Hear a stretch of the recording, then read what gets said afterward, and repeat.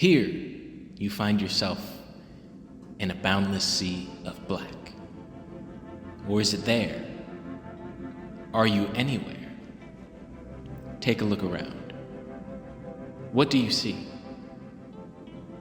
A city whose vacant buildings offer no illumination.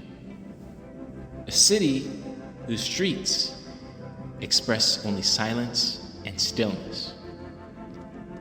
A city without even the courtesy of direction. You've just taken the exit from light, logic, and meaning itself. There's the signpost up ahead. Your next stop, the void. And yet, from the darkest alleyway of our cosmos emerges a single point, an imperceptible murmur of existence. There is nothing beyond it, for it simply is. But the point is courageous. Look down. What's it doing? It's stretching itself impossibly thin, giving birth to a line. One dimension, one direction, and one step toward the space that you inhabit.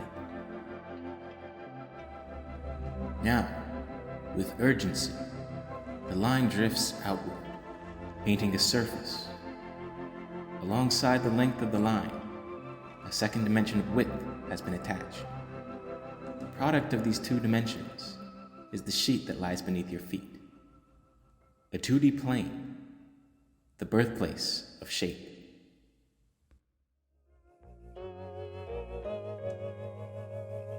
Still, the once simple object yearns to hold all that surrounds it. And so the plane bursts towards the leaden sky. Now you sit within the third dimension, a dimension of depth and volume. You might know it as space. And where I wasn't able to locate you before, I can now use 3 simple coordinates, X, Y, and Z, to determine your exact location.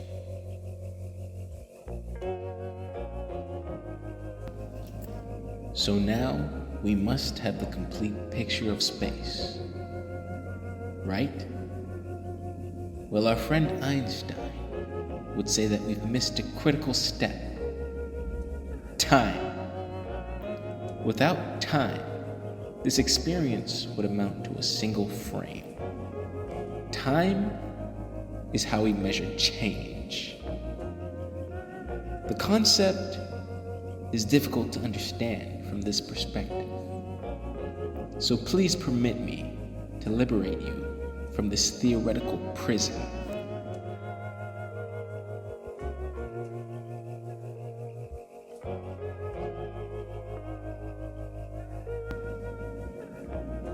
Picture, if you will, a simple tennis ball, positioned at the height of the Cartesian cage. If we assume the existence of a gravitational pull and let go of the ball, it will fall toward the bottom plane. Now let's watch from the 4th dimension. What you see in front of you is this action taking shape in 4 dimensions. In the same way that a single 3D space is composed of multiple 2D cross-sections, the 4th temporal dimension is an extensive loaf of 3D slices, each one representing a change in some property of the last.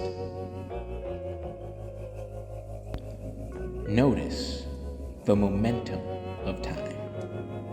It rolls along a one-way street, on a collision course with the future. Unlike dimensions 2 and 3, time flows in only one direction. It is a river that carries every thought, every dream, every memory, downstream into the unknowable future.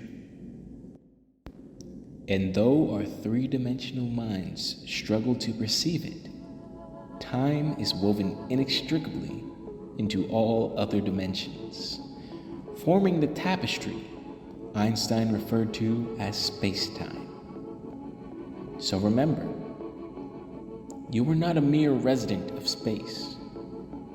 You were also a traveler in time, a passenger on a train whose terminus lies in the far reaches of the void, and whose final destination is an eternity ahead of yours.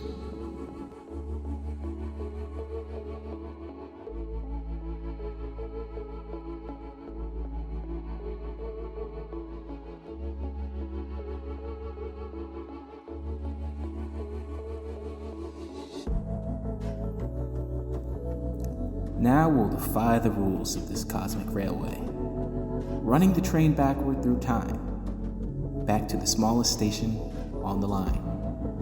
Your first stop en route to the universe.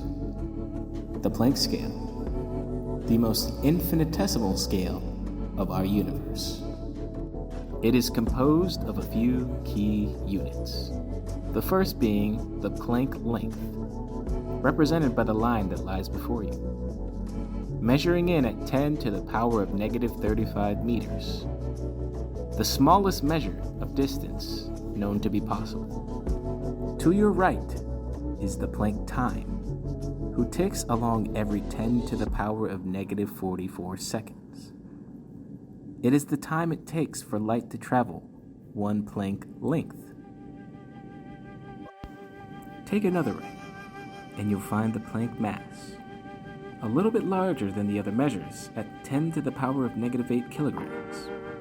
It is comparable to the mass of an eyelash, yet larger than the subatomic particles, who lie in the mysterious quantum realm. One more time, turn right and you'll witness the flaring of the Planck energy, standing at 10 to the power of 9 joules.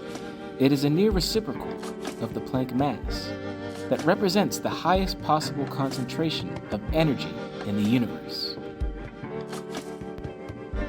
These fundamental units, along with the many other metrics that they compose, form the precipice of everything we can possibly know. Going beneath or above its scope causes all theories of time and space to shatter. The inner machinations of the Planck scale are shrouded in math and mystery. Here you are once again, in an unknowable realm, a realm where reality swings back and forth in a constant flicker. The void that surrounds you is not a true one, for in every sector of space swirls the great quantum foam, a collection of virtual particles that instantaneously enter and exit existence. Congratulations, you've just entered the frontier of quantum physics.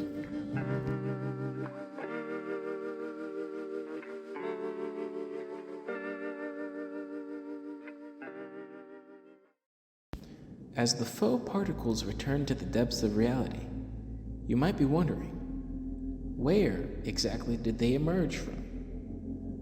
The answer lies beneath you, above you, and all around you. The quantum field, the principal stage upon which the fundamental actors of our existence play their parts. Fields follow no script. Throughout their eternal expanse, they constantly oscillate. These haphazard waves are known as excitations, and it is from excitations that the virtual and real particles enter the scene. Let me introduce you to the next act of this spectacle of oddities, the standard model of particle physics.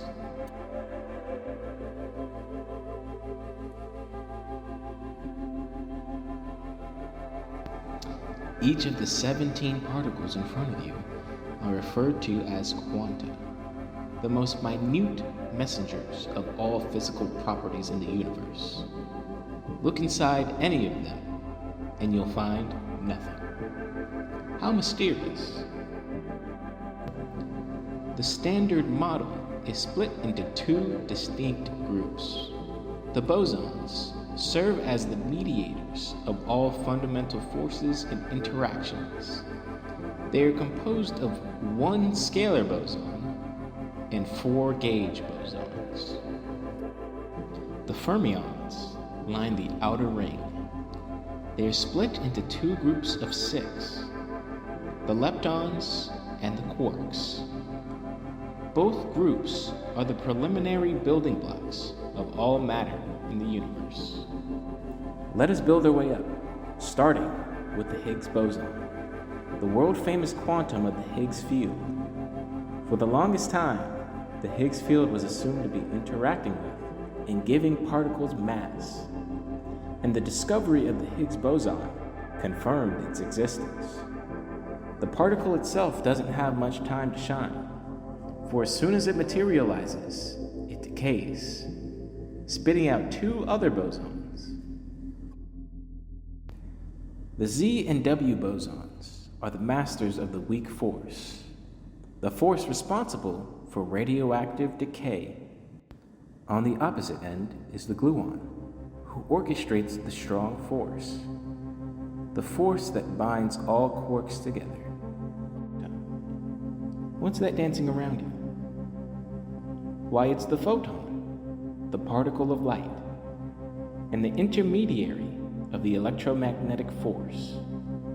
They are tiny and massless, and also the fastest, moving at the universal speed limit. These erratic units of light are emitted by the electron, the most well-known of the introverted leptons. They orbit the atomic nucleus and serve as the architects of chemistry. This specific electron is on a collision course with the positron, the antimatter version of the electron. When the two collide, the tau lepton and the muon are born. These two leptons are much heavier and far more unstable than the electron. They come about only after high energy collisions, before quickly decaying into neutrinos. Neutrinos are the most elusive of the leptons, almost always refusing to interact with any other particle. There are trillions of neutrinos flying through you all the time, with goals beyond our comprehension. Finally, we have the quarks, the elementary draftsmen of all basic units of matter. There are 6 of them, including the top, bottom, charm, and strange quarks. But the most common of them are the up and down quarks, who form the neutron and the proton. And so, we leave behind the elementary particles and find ourselves in the presence of the atom. But this cloud of possibilities is unlike the model we saw previously. In the next episode, we'll uncover the mysteries of atoms and quantum uncertainty. Until then, these impossibly small constituents of our universe will continue to wash over you. Never forget what you are made of.